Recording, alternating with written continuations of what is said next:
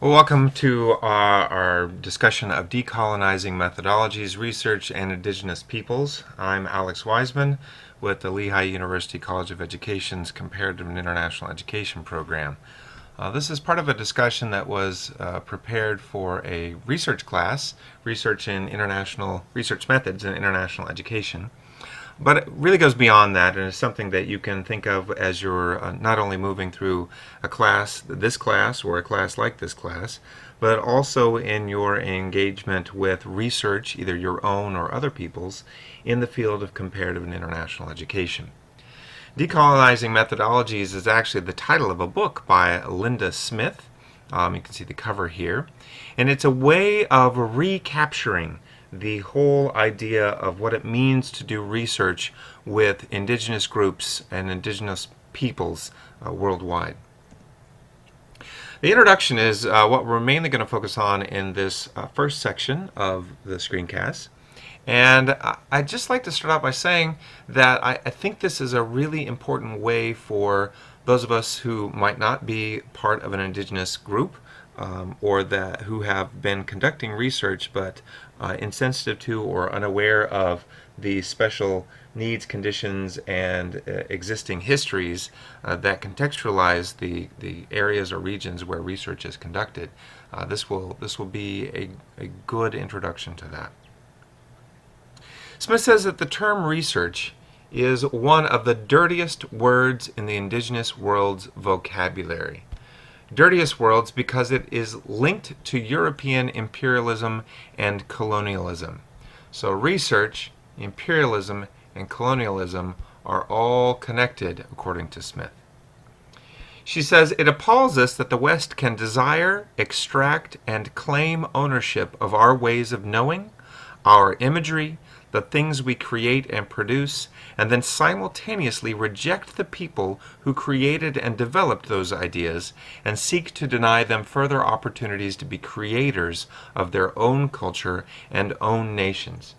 There is a theft involved here, which is certainly tied to the power relationships that come from imperialism and colonialism. A theft not only of information, but a theft of ways of knowing and imagery, creation, production, identity. Okay? This is all at stake when we talk about research in indigenous peoples. And she argues that research is one of the ways in which the underlying code of imperialism and colonialism is both regulated and realized, which suggests that this is an ongoing phenomenon. Now, how does research work to deny? Smith says through a collective memory about the ways in which knowledge about indigenous peoples was collected, classified, and then represented back to the West, and then through the eyes of the West retold back to those who have been colonized. Okay, remember, what does it deny? It denies indigenous groups further opportunities to be creators of their own culture and nations. This is what Edward Said called Orientalism, the Western discourse about the other. For Said, this is supported by institutions, vocabulary, scholarship, imagery, doctrines, even colonial bureaucracies and colonial styles. And if you haven't checked out a copy of Edward Said's Orientalism, this is a picture of an older cover of this book, but you should try to check it out. Smith argues that the current material conditions of poverty, inequality, chronic ill health, poor educational opportunities are all part of a larger historical narrative that's one of European imperialism and colonialism. It is ideological as well as factual.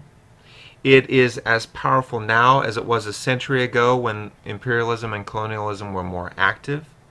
And it is hidden in academic pursuits of research and the classification of knowledge as now as much as it ever was. And I think that Smith is arguing that the fact that it is hidden, the fact that many researchers do not recognize the imperialist and colonialist grounding of research that they are engaged in, particularly when they're working with indigenous peoples, is troubling.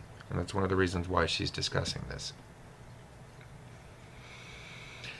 So where do we go from here? Are we already at a dead end?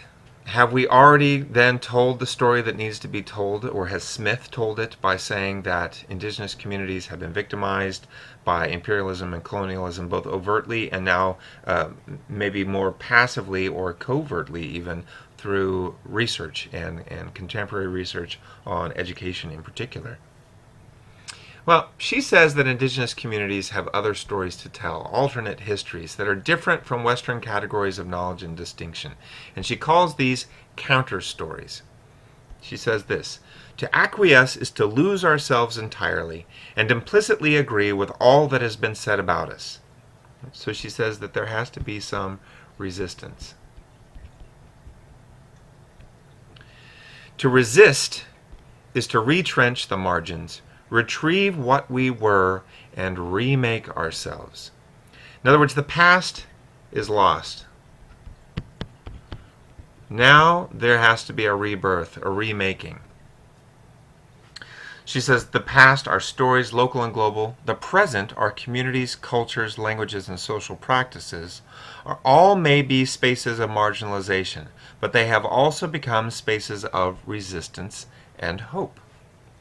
And she argues that we, indigenous peoples, people of color, the other, however we're named, have a presence in the Western imagination, in its fiber and texture, in its sense of itself, and in its language, in its silences and shadows, its margins and intersections. She's saying that even though they may be, indigenous peoples may be invisible, or may not be an overt part of a conversation about research or about academic scholarship or about investigations using data, that they're still there. They're still there in the Western imagination. They're still there in Western language. They're still there in the silences and shadows of the ways that research is discussed. They're still at the margins and intersections and still a vital part of research as it exists today. So if that's the case, then how do we research and in a way that is appropriate, that is meaningful, and that is, quite frankly, directed by indigenous communities rather than victimizing them? Well, she says, first of all, we have to recognize that indigenous communities pose a number of insider and outsider issues. Research is not an innocent academic pursuit. She argues that it is always a reflection of the social and political ideologies of the institutions and the individuals who design, request, support, fund, oversee, participate in, and ultimately publish the research project. So we have to remember, from Smith's point of view, research is never innocent and it's never academic. It is always agenda-driven. She argues that research is an active space, and that means it is then a space of contestation, not something we just do, but it's always an active conflict zone. She says, finally, we can't erase the barriers of distinction and the social expectations and myths that accompany these, and therefore as researchers we have to acknowledge them and make them overtly known, and then work to create a space of dialogue in spite of difference that acknowledges the awkwardness of power, representation, and reality, instead of pushing a research paradigm that seeks to hide these in pursuit of more truthful or expressive research environments. Now, this is a really important statement, and one that I think that is worthy of more discussion.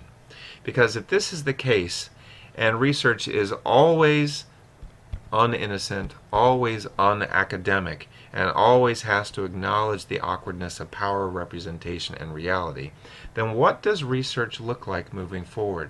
And what does research in comparative and international education in particular look like moving forward? Well, she says there are a couple ways that we can think about how we're going to move forward. One is to either problematize or deconstruct the word indigenous peoples. She acknowledges that the term indigenous is problematic because it universalizes many distinct groups of people under one collective heading. So right now I am sitting in North America, and there are many groups that would consider themselves native to the region. But if we call them all indigenous, we are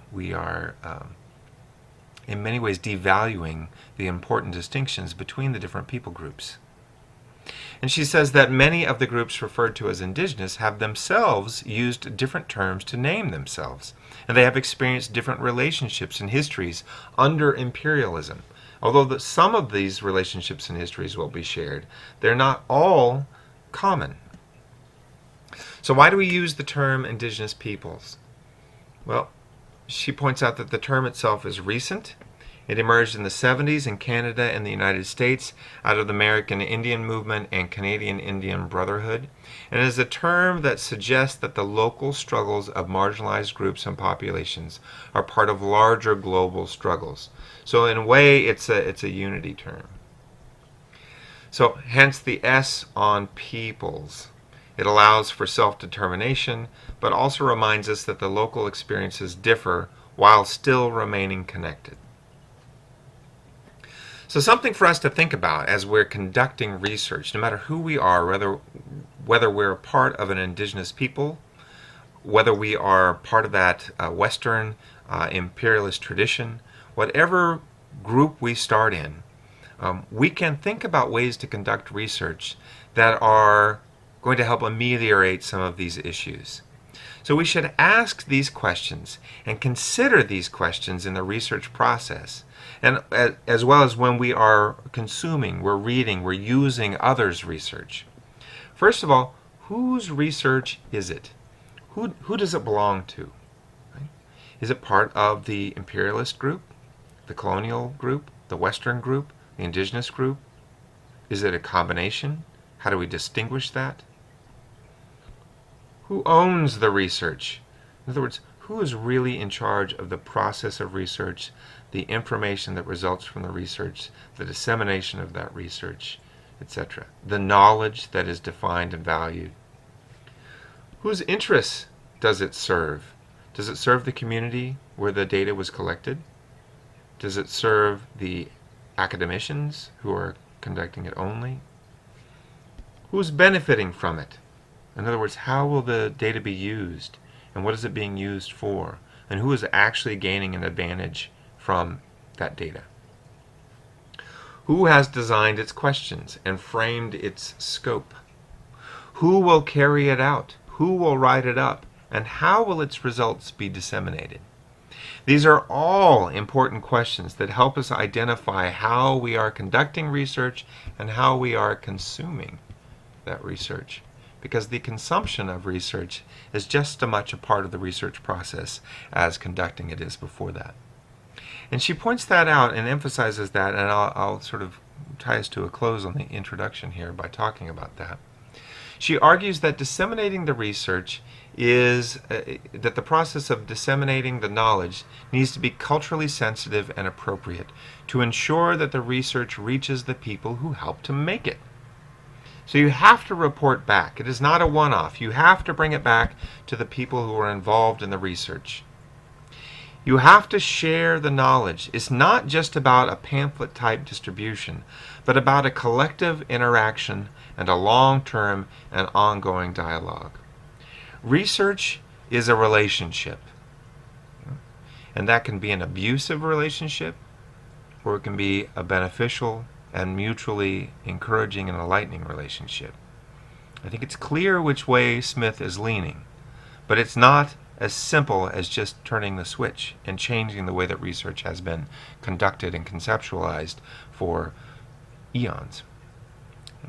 It is more about how do we move forward by first recognizing how we're consuming and conducting research, and then making that a regular practice for us whenever we are reading a research report, or we are preparing and planning a research project. We're in the throes of conducting that project all the way through to the dissemination of the results. Every one of these questions has to be asked and answered multiple times throughout that process. And if we start there, we've at least made some headway, although we still have a long way to go.